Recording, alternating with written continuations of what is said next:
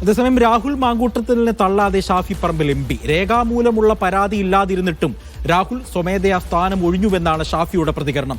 വടകരയിൽ ഷാഫി പറമ്പിൽ പങ്കെടുത്ത പരിപാടിക്കിടെ പ്രതിഷേധവുമായി CPM പ്രവർത്തകർ എത്തി. രാഹുൽ മാങ്കൂട്ടത്തിലിനെ യൂത്ത് കോൺഗ്രസിലും ഉയർത്തിക്കൊണ്ടുവന്ന നേതാവാണ് ഷാഫി പറമ്പിൽ. രാഹുലിനെതിരായ ആരോപണങ്ങളിൽ ഷാഫിയുടെ നിലപാട് പ്രധാനമാണ്.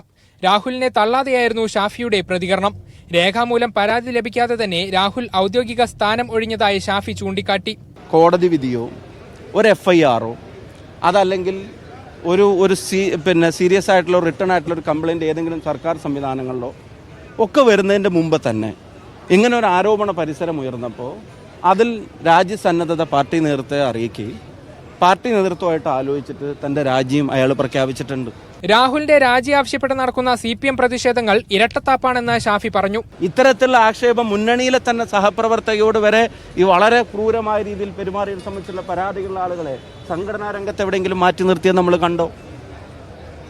മുഖ്യമന്ത്രിയുടെ സ്റ്റാഫിൽ നിന്ന് മാറ്റി നിർത്തിയത് നമ്മൾ കണ്ടോ? മന്ത്രിസ്ഥാനത്ത് നിന്ന് മാറ്റി നിർത്തിയത് നമ്മൾ കണ്ടോ?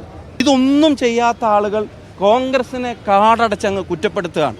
രാഹുലിനെതിരെ തനിക്ക് പരാതി ലഭിച്ചിട്ടില്ലെന്നും ഷാഫി പറയുന്നു. അതിനിടെ വടകരയിൽ ഷാഫി എത്തിയ പരിപാടിക്ക് സമീപം രാഹുൽ മാങ്കൂട്ടത്തിന്റെ രാജി ആവശ്യപ്പെട്ട പ്രതിഷേധവുമായി DYFI എത്തി.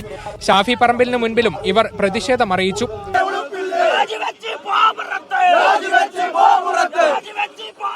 മീഡിയ 1 കോഴിക്കോട്.